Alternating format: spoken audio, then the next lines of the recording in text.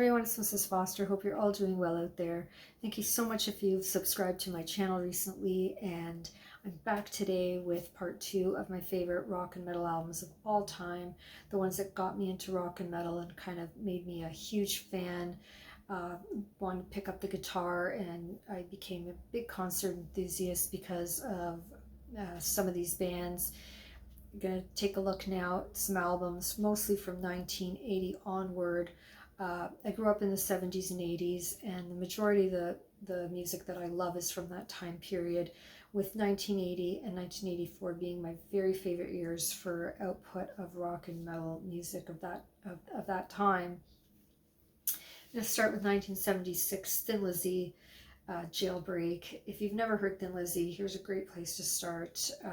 Boys Are Back in Town is on here, their biggest song, but Warriors, Angel from the Coast, Cowboy Song, incredible song, and Emerald, my very favorite. One of the very first songs I learned on guitar was Emerald. I really wanted to learn it really bad, and so I just made a point of doing that as soon as I could. I love Brian Robertson and Scott Gorham together, especially on this album, and just a great place to start if you've never heard Thin Lizzy, and I highly recommend it if you don't know their work. And if you love Thin Lizzy, you know how great this album is. And again, I just became a huge fan. Love Phil Lynott, an amazing bassist, singer-songwriter, and just a great album. Jailbreak, Thin Lizzy, 1980, Blizzard of Oz, my original copy. Just see, it's like getting destroyed up here after all the years of wear. I mean, back then I didn't put them in sleeves or anything yet. Got this, I think, when I was in grade 6, and I became a huge Randy Rhoads fan from this album, as millions of fans out there did. His playing is just astonishing on this, and grew up with his posters all over my room and that kind of thing. Was just really into guitar by that age, listening to Eddie Van Halen and Clapton and Jimmy Page and a whole bunch of other people growing up. But it really, when he came out, it was just really exciting, and gone way too soon, of course. Visited his memorial very recently, actually, and just love Ozzy's solo.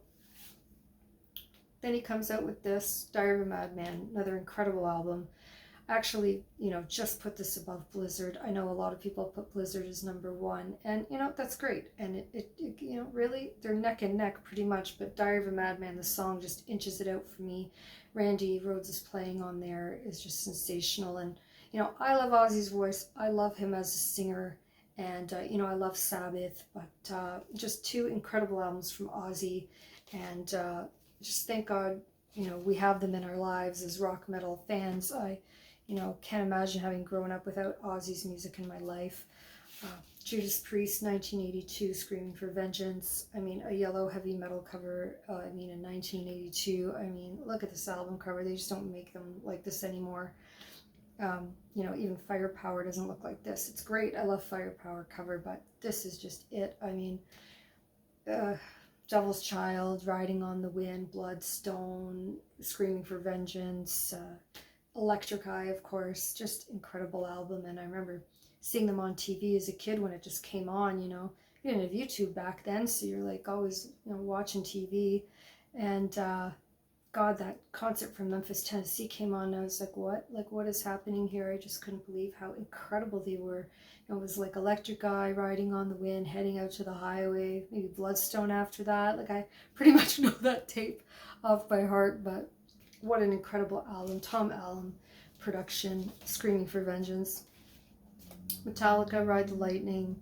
Incredible album this is. I find Metallica kind of get a bad rap these days for some reason, but sellouts or whatever. But back then, if you were growing up and you heard this, it was so new and fresh and exciting and fast, and it's, oh my God, listen to that. It's just so heavy, and Creeping Death, and For Whom the Bell Tolls, the intro, and all those songs, Fight Fire with Fire. I was just like, holy gosh, this is incredible.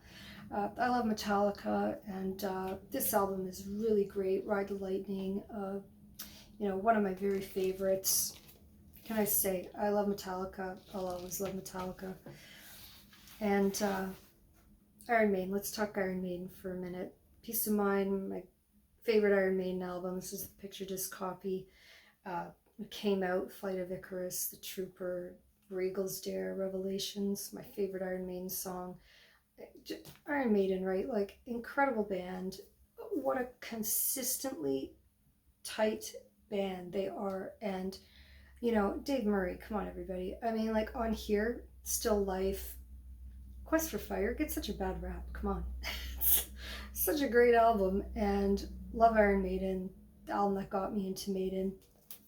Just fabulous. Only to be followed up by this amazing album, Power Slave. This is my favorite album cover of all time. I probably said that in another video. And, you know, saw this was my first Maiden tour in 1984. I bought this when it came out back then. And, you know, Remy the Ancient Mariner, that was it. You saw that live. I mean, that was just killer. Aces High opening that tour. If you've never heard this in your life and you're just getting into rock and metal, please pick it up. Only to be followed by Live After Death, when this came out right after the tour, World Slavery Tour from Power Slave. Oh my gosh, what an incredible double live album this is, and comes with the booklet. My husband and I did a recent video locally at Cal Expo there where we show you the water slide that's in the booklet. And again, if you've never heard this, you need to hear 22 Acacia Avenue on Live After Death. Amazing album cover, incredible live songs on here. I mean, Phantom of the Opera.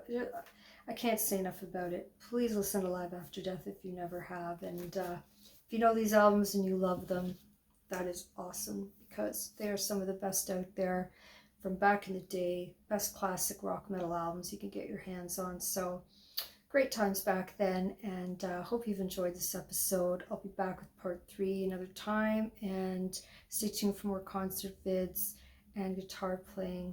See you soon, okay? Stay metal, everyone. Stay well.